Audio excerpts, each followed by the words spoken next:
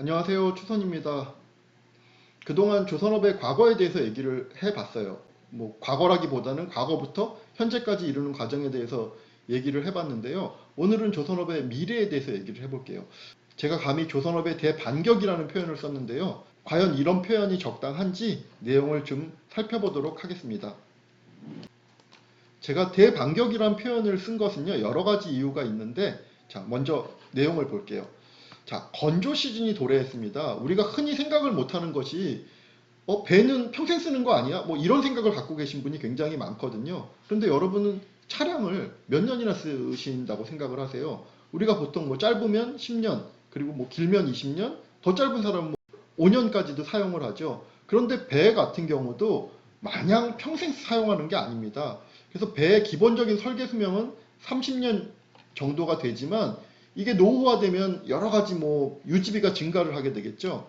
그래서 실질적으로 그렇게 오래 쓰는 것이 아니라 15년에서 20년 정도를 사용하게 됩니다. 그 말은 잘 생각해보면 조선업이 가장 호황을 누렸던 시기가 2000년도 초반이라고 말씀을 드렸잖아요. 그러면 대략 20년 정도의 시간이 지났으니 배에 발주하는 시기가, 즉 건조 시즌이 다시 도래하고 있다라고 생각을 하시면 될 것 같아요. 우리가 자영업 같은 경우에도 음식점을 한다 그러면 하루 종일 문을 열어놓지만 하루 종일 장사가 잘 되는 것은 아니잖아요.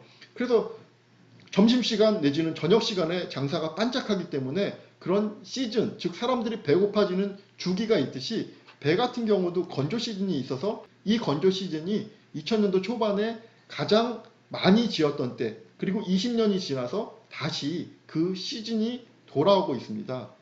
이런 건조 시즌과 더불어 2019년에는 왜 발주가 미뤄졌냐면 IMO 2020이 진행되는 것을 보면서 하겠다라고 대기했던 발주 물량, 그리고 2020년도에는 코로나 때문에 대기했던 그런 발주 물량들이 동시에 쏟아질 가능성이 상당히 많이 있는 거고요. 그래서 보시면 카타르나 사우디, 러시아, 모잠비크 이 이외에도 많은 나라들이 현재 LNG선이 발주 나올 것이 약 100척 이상이 대기하고 있어요. LNG선이 보통 한 척당 뭐 1000억 내외를 왔다 갔다 한다는 점을 감안을 하면 전체 금액은 사실 상상도 못할 정도로 큰 금액이기도 하고요. 그리고 미국 같은 경우에는 바이든이 됐는데 바이든의 가장 강력한 주제가 뭐였냐면 신재생 에너지를 쓸 수가 있는데요. 최근에 풍력 구조물들을 많이 만드는 추세입니다. 그런데 풍력의 하부 구조물들이 워낙 그 거대 구조물이기 때문에 이것을 만들 수 있는 곳이 대부분 조선소밖에 없거든요. 그래서 최근에는 풍력 재생 하부 구조물까지 가세를 하고 있는 거죠. 그러니까 LNG 관련 선들이 나올 것들이 현재 많이 대기하고 있던 것들이 누적이 되어 있고 건조 시즌이 도래했고 거기에 풍력 재생 하부 구조물까지 가세를 하고 있는 것이죠. 그래서 뭐 어제 기사인데요. LNG선 100여 척 발주 예정 조선 빅3 올해까지 부진을 털어내게 되면 내년부터는 아주 좋아질 것이다. 전 개인적으로 올해 말에 발주날 가능성이 크기 때문에 조선주들은 조정받을 시기마다 너무 내년을 기다릴 것이 아니라 조선주는 지금부터 주가가 떨어질 때마다 꾸준히 사모으는 전략이 지금부터 필요하다라고 생각을 합니다. 자, 두 번째로 조선업의 대반격이 될 것이다 라고 생각하는 어떤 이유가 있냐면요. 동트기 전 새벽이 가장 어둡다. 모 정치인이 한 말인데요. 실제로 인생이란 것이 그런 것 같아요. 가장 밝을 때는 다시 어두워질 것을 걱정해야 되고요. 가장 어두울 때는 밝을 것을 생각해야 되는데요. 기존의 조선업이 어떻게 되어 있었냐면 약 2008년도에 600개가 넘던 조선소의 수가 지금 2019년도에는 한 350개까지 반토막이 납니다. 이 말은 바꿔서 얘기하면 조선업의 침체로 인해서 조선소는 계속 줄어들었고요. 이제 앞으로 호황을 겪게 되면 조선의 경쟁자들이 많이 줄어들었다는 얘기거든요. 그리고 전편에서도 설명을 드렸지만 이렇게 조선업이 어렵다 보니까 이미 인력 구조 조정을 많이 실시한 상태예요. 그래서 몸집이 아주 가벼워져 있죠, 조선업은. 그러면 앞으로 발주가 많이 날 것 같아. 거기에 대해서 경쟁자도 별로 없고, 그리고 인력 구조 조정까지 되어 있다라고 하면 조선업은 앞으로 갈 길이 상당히 밝다라고 생각하는 것이 뭐 무리한 주장은 아닐 것이에요. 자, 세 번째로는요, IMO 2020을 다시 한번 말씀드릴 수가 있을 것 같아요. 그래서 어떤 내용들이 있냐면 타랑 장치인 스크러버 설치로 인해서 개조 수요가 증가를 할 것 같고요. 그리고 새롭게 만드는 선박은 LNG 추진선으로 변경 가능성이 굉장히 많이 이제 높아졌습니다. 그래서 앞으로 조선업의 키는 뭐냐면 LNG를 갖다가 주목하셔야 될 필요가 있어요. 그리고 사실 돈이 많은 그런 어떤 선주들 같은 경우에는 구태여 막 뭐 스크러버를 바꾸고 뭐를 하고 뭐 이렇게 나는 신경 쓰기 싫어. 그냥 LNG 선으로 다시 만들어. 뭐 이렇게 발주가 나오는 물량들도 상당히 많이 있을 수 있거든요. 그래서 LNG 관련해서 앞으로 조선업에선 주목해야 된다라는 좀 말씀을 드릴 수가 있고요. 그 다음에 셰일가스가 굉장히 많이 이제 앞으로 생산이 될 거라고 말씀드렸잖아요. 그러면 셰일가스에 대해서 기억을 하실 거는 어떤 게 있냐면, 가스를 우리가 날리려면 기체이기 때문에 엄청나게 큰 부피의 뭐 자동차가 필요하겠죠. 그래서 그것을 액화를 시켜야 부피가 아주 많이 줄어들게 됩니다. 그러려면 거의 뭐 영하 160도, 170도 이하로 온도를 낮추는 기술이 필요하기 때문에 그 기술을 누가 갖고 있느냐, 그런 것도 아주 중요하게 됩니다. 그래서 LNG와 더불어서 기체를 갖다가 액화를 시키는 역할도 아주 이제 그 중요한 내용이 될 것 같아요. 그래서 셰일가스를 옮기는 LNG 운반선의 수요도 앞으로 급증할 것이다. 왜냐하면 셰일가스가 계속해서 공급이 늘어나잖아요. 그러니까 당연히 그 LNG 운반선의 수요도 급증을 하죠. 일반적으로 LNG선 그러면은 헷갈리시는 부분들이 있는데요. LNG선은 두 종류예요. 하나는 뭐냐면 LNG를 싣고 가는 LNG 운반선이 있고요. 하나는 LNG를 갖다가 추진장치로 쓰는 LNG 추진선이 있어요.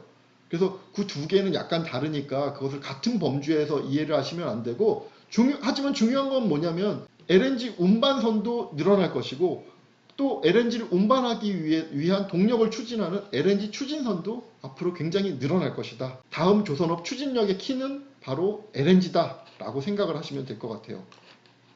자, 그리고 IMO에서는 2030년에는 CO2 규제까지 실시를 한다고 하니 앞으로도 너무 머리 아파지고 환경 규제가 점점 심해져. 그러면 난 그냥 LNG선 해야 되겠어 라고 좀 연한이 도래하지 않았음에도 발주 나오는 물량까지도 기대를 해볼 만하다는 거죠. 그래서 앞으로 배 발주는 아주 급증할 가능성이 있고요. 거기에 LNG가 대세가 될 것이다. 이런 내용을 말씀드릴 수가 있어요. 자, 네 번째는 금융적인 얘기인데요. 지금 금리가 너무 낮다 보니까 유동성이 계속해서 증가를 하고 있어요. 물론 이제 반대로 얘기하면 이게 언제까지 갈까 고민스럽기도 한 부분인데, 일단은 유동성이 계속해서 증가를 하고, 그리고 금리도 한 2년 동안은 낮춰질 가능성이 적다라고 미국에서 얘기를 하고 있기 때문에, 이런 상황이다 보니까 이 해운사들이 조선업에 뛰어들고 있습니다. 그래서 금융사나 펀드 같은 데서 지금 이딴 발주에 큰 손으로 부상을 하고 있고, 이거는 지금 좀 오래된 기사긴 해요. 2017년 기사이긴 하지만 이 추세 자체가 아직도 유효하기 때문에 금융사나 펀드 같은 데서 계속해서 이런 발주들이 날 가능성이 있다. 그렇다면 또 생각지도 않은 발주 물량들이 더 있는 거죠. 자, 그래 알겠어. 그럼 앞으로 많은 발주가 예정되어 있어. 네 말대로. 그리고 두 번째는 경쟁 업체도 많이 줄어들어 있고 인력 구조조정도 되어 있어.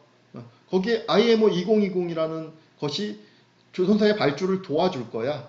거기에 펀드까지 참여하고 있어, 저금리로. 그러면 앞으로 굉장한 발주들이 많이 나오겠구나. 그렇다라는 것이죠. 그리고 향후의 키는 LNG라고 말씀을 드렸는데, 그러면 조선소가 그럼 우리나라만 있어? 뭐 일본에도 있고 중국에도 있는데 그러면 우리나라가 발주를 받을 수 있는 거야? 라는 의문이 생겨야 되겠죠. 그러면 지금부터 우리나라 조선업이 경쟁력을 어떻게 갖고 있는지를 좀 살펴볼 필요가 있을 것 같아요. 자, 내용 보시겠습니다. 이게 지금 언제 기사냐면요, 8월 24일 날 기사예요. 그래서 역시 LNG 추진선은 한국산이다. 중국 납기 지연에 선주들이 뭐 부글부글 한다는 기사인데요. 얼마 전에 이 기사가 지금 8월달 기사라서 그런데 3호 중공업이 세계 최초의 LNG 컨테이너선을 시운전했다라고 나왔는데, 이것을 이제 우리는 납품을 했어요. 그런데 중국 같은 경우에는 우리보다 LNG 추진선을 먼저 수주를 했고요. 그걸 누구한테 수주를 했냐면 프랑스의 선주한테 수주를 했습니다. CMA, CGM에서 그 수주를 했는데, 문제는 뭐냐면 얘들이 수주를 해놓고 작년 11월에 인도하기로 되어 있었는데 기술력이 낮다 보니까 인도를 못했어요. 그래서 기한을 내년 1년만 더 다오해서 올해 11월까지 인도를 하겠다라고 주장하고 있는 상태인데 그것도 올해 11월 말, 뭐 얼마 남진 않았죠. 과연 가능할지는 그때 가봐야 될 것 같아요. 이 프랑스 애들이 좀 얄미운 게 뭐냐면 원래 우리나라한테 발주를 하던 애들인데 중국에서 우리 싸게 할게, 뭐 조선소들 상황이 안 좋으니까 우리 싸게 할게 하니까 걔들한테 쏙 넘어가가지고 중국에 발주를 줬던 애들이거든요. 그래서 실제로 이제 짓다 보니까 뭐 갑자기 어느 날 갑자기 이거 어렵구나라고 생각을 한 게 아니라 어렵겠거든요. 그래서 얘들이 우리나라의 현대삼성 대우에 와서 야 저것 좀 만드는 것 좀 도와줘 라고 요구를 했던 적이 있어요. 그럼 우리나라에서 당연히 도와줄 리가 없죠. 그리고 도와주면 안 되는 거죠. 그렇게 이중적인, 뭐 이중적이라고 할 수는 없지만 뭐 우리 측에서도 전혀 사업적으로 접근하면 도와줄 이유가 없기 때문에 도와주지 않았고요. 그래서 결국 올 11월까지도 납품이 가능할지 여부는 이제 아무도 모르는 거죠. 자, 이게 왜 중요하냐면 이런 펀드나 이런 선주들은 뭐냐면요, 배를 만들 때 자기가 다 돈 내서 만드는 게 아니에요. 물론 은행에서 돈을 빌리기도 하지만 이 배가 만들어졌을 때 어디에 어떻게 누구 돈을 얼마를 받고 몇 월 며칠 날 배가 오면 그 배를 뭘 싣고 뭘 실어가지고 해야 되겠다라는 그런 자금 스케줄이나 일정들이 다 빽빽하게 짜여 있습니다. 이런 것을 선물로 계약한다라고 표현을 하는데요. 그래서 선주들 같은 경우에는 그 자기가 원하는 날짜에 그 배가 인도되느냐 안 인도되느냐가 자기의 어떤 그 신용이기도 하거든요. 신용인자 최우선 가치이기도 하거든요. 그래서 이렇게 1년이나 지연됐다는 것은 선주들 입장에서는 뭐 참을 수 없는 일이기도 하죠. 뭐 한편으로 보면은 좀 뭐 깨소금이기도 한데 남의 나쁜 일에 뭐 그런 표현을 쓰면은 안 될 것 같고요. 어찌됐건 중국은 LNG 추진선을 우리보다 먼저 수주했지만 제 기간에 인도를 못했다. 그리고 1년이 지난 시점이 올 11월인데 그때까지도 어떻게 될지 모른다. 즉 선주들이 중국을 보는 눈은 저것들은 기술력이 없어 라고 생각할 가능성이 크다는 거죠. 자, 다음은 일본을 한번 보겠습니다. 일본이 최고의 어떤 모든 것에 기술력을 갖고 있는 나라였는데 어느 순간부터 일본의 소리가 들리질 않고 있어요. 일본의 아날로그적인 마인드가 가장 큰 원인이라고 개인적으로 생각을 하고 있는데요. LNG도 마찬가지예요. 뭐 20, 30년 전에는 일본이 LNG를 가장 많이 수주받고 있었고 또 기술력이 가장 좋다라고 평가를 받았는데 최근 시장에서 일본이 LNG를 수주했다는 얘기가 없어요. 그 이유를 좀 잠깐 살펴보겠습니다. LNG의 가장 핵심은 뭐냐면요, 냉동을 하는 기술이에요. 왜냐하면 기체를 갖다가 실어 나르려면 부피가 너무 크니까 그 기체를 액화시키려면 낮은 온도가 필요하고요. 그 낮은 온도를 갖다가 유지할 수 있는 기술, 즉 보냉 기술이 LNG선의 핵심입니다. 그래서 보시면 일본 같은 경우에는 모스 타입이라고 해가지고 이렇게 동그란 형태의 타입을 갖다가 그 보냉 기술을 갖다가 가지고 있었어요. 그래서 보시면 이 모스 타입 같은 경우에는 안전하지만 가격이 굉장히 고가이고요. 최근에는 어떤 타입을 쓰냐면 프랑스의 GTT라는 회사가 개발을 한 기술인데요. 멤브레인 타입을 좀 주로 쓰는 편입니다. 그래서 둘 차이를 보면 벌써 어떤 생각이 드세요? 이것을 보면 동그란 것보다 네모난 것이 아무래도 공간의 활용성이 뛰어나겠죠. 예. 그리고 가격도 보시면 모스 타입, 일본에서 개발한 모스 타입 같은 경우는 고가라는 뜻은 멤브레인 타입은 모스 타입보다 싸다는 얘기죠. 단지 안정성이 이게 더 좋다라고 하는데 그럼 그렇다고 해서 멤브레인을 했을 경우에 사고가 났냐? 사고 난 소식은 거의 들어보지 못했다라는 거죠. 그래서 전체적인 흐름 자체가 이제 멤브레인 타입으로 넘어왔어요. 근데 일본 같은 경우는 자신들의 기술력이 최고다라는 그런 어떤 우월감에 빠져서 모스 방식에서 멤브레인으로 세계적인 시장의 흐름이 넘어올 때 얘들은 관심을 갖고 있지 않았다라는 거죠. 그래서 시장의 흐름에 뒤처지게 됐고 지금까지 LNG 시장에 참여를 못하는 원인이 되고 있습니다. 자, 그래서 이 관련 내용을 잠깐 좀 기사를 보시면요. 첫 번째 기사는 어떤 거냐면 LNG선 100척을 갖다가 한국이 수주했는데 이거 조금 이제 뭐 기사가 잘못됐는데 100척을 한국이 수주를 한 것이 아니라 도크 계약을 한 것이죠. 그래서 두 개는 좀 다른 내용이에요. 도크 계약은 뭐냐면 100척을 수주하면 100척을 만들어줘야 되는 거고 도크 계약은 뭐냐면 우리가 배를 지으려면 엄청나게 큰 공간이 필요하잖아요. 그래서 그 공간을 예약한 거라고 보시면 돼요. 그래서 아직까지 그것이 발주로 이어진다. 물론 이제 발주로 이어질 가능성은 크겠죠. 하지만 발주랑은 조금 다르죠. 어찌됐건 이렇게 100척을 수주했는데 프랑스도 함께 웃는 이유는 이런 기사가 있어요. 그래서 이게 어떤 뜻이냐면 조금 전에 말씀드렸지만 그 멤브레인 방식을 하는 것이 프랑스 회사인 GTT사예요. 그래서 우리가 그것을 쓰려면 배를 만들고 나서 얘들한테 항상 로얄티를 갖다가 다 지불해야 돼요. 우리나라의 조선 빅3들이. 그래서 원천 기술이 없기 때문에 로얄티만 1조 내야 된다. 그래서 성과도 하락 추세이기 때문에 대박이 아닐 수도 있다라는 이런 기사가 있는데요. 저는 이 기사에 개인적으로 찬성하진 않아요. 왜 그러냐면 그게 현대나 대우, 삼성이라는 그 회사 입장에서 뭐 로열티 떼고 뭐 임금 떼고 자재 떼고 뭐 이렇게 다 떼고 나면 뭐가 남어?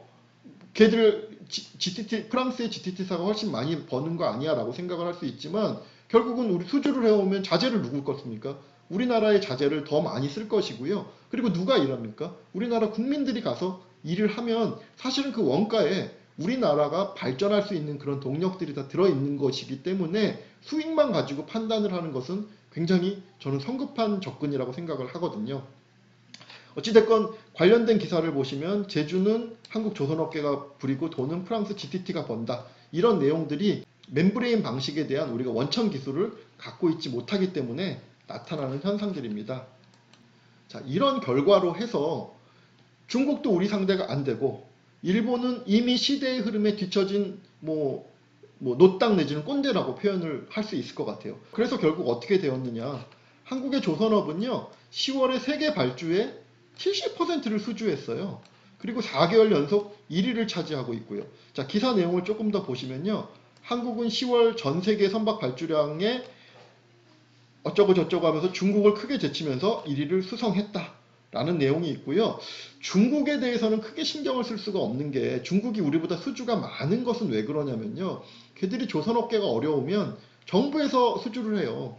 중국 조선이 우리와 1, 2위를 다툴 수 있는 것은 걔들이 기술력이 우리만 하거나 비슷해서가 아니라 중국 정부에서 나오는 발주기 때문에 사실은 일정한 기간을 두고 걔들이 뭐 1위를 했다 뭐 했다라는 것은 저는 별로 의미가 없다라고 생각을 해요. 그래서 이 기사가 가장 대변해 주는 것이죠. 10월에 세계 발주의 70%를 우리나라가 수주했다는 말은 경쟁자가 없다 말로 바꾸어서 표현할 수 있다라는 거죠. 지금까지 내용으로 말씀드린 그런 기사 몇 개를 보면요. 자, 중국은 잇따른 LNG선 인도 지연으로 국내 조선업의 반사이익에 훈풍이 불고 있다. 지금 다 말씀드렸죠. 그리고 한국에 밀려 4년간 수주가 없는 미쓰비시 중공업이 심지어 LNG선 사업에서 철수까지 한다라고 하네요. 그리고 올해 한국 선박 누적 수주 1위를 유지했고요. LNG선 운반선 위주로 수주를 하고 있죠. 바꿔서 얘기하면 상선이나 이런 것들은 중국에서도 수주를 할 수 있죠. 근데 중요한 것은 뭐냐면 차세대 키는 분명한 LNG인 것이고요. 그리고 본행 기술이에요. 근데 거기에서는 우리가 압도적인 경쟁력을 갖고 있다. 뭐 이렇게 말씀드릴 수 있을 것 같아요. 자, 그러면 앞으로 조선업에는 리스크가 없냐? 저는 개인적으로 조선업 자체는 리스크가 없다고 생각해요. 하지만 전 세계적으로 금리가 너무 낮다라는 것이 리스크라고 생각을 합니다. 바꿔서 얘기하면 금리가 낮기 때문에 어떤 펀드들이나 이런 것들이 발주를 많이 낼 수 있는 그런 계기도 되지만 또 반대로 생각을 해보면 금융위기가 왔을 때 금리가 낮다라는 뜻은 더 이상 대처할 수 있는 수단이 없다라는 뜻도 있거든요.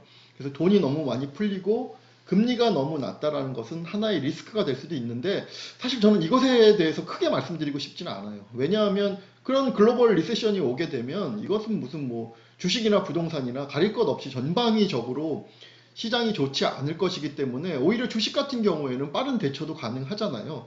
그래서 이렇게 올지 안 올지 모르는 리스크까지 미리 감안을 하기보다는 지금 현재에 충실한 게 좋을 것 같습니다. 그래서 이번 편에서는 제가 그 조선업 전반에 대해서 말씀을 드렸는데요. 다음번에는 좀 관심 종목에 대해서 말씀을 드리려고 해요. 일단 제 관심 종목은 한국카본, 그리고 HSD 엔진, 대우조선해양인데요. 이 각각에 대한 내용들은 제가 나중에 종목 분석으로 올려놓을 수 있도록 하겠습니다. 그래서 오늘까지 조선업 전반에 대해서 알아봤는데요. 다음 편에는 조금 더 재미있는 내용, 뭐 재미가 있을지는 잘 모르겠어요. 워낙 제가 재미가 없는 사람이라서 재미가 있을지 모르겠지만 다음번에는 반도체나 5G, 2차전지 그 외에 다양한 섹터들로 여러분들께 좋은 모습으로 인사드리겠다는 내용으로 이번 편을 마무리 짓겠습니다. 감사합니다.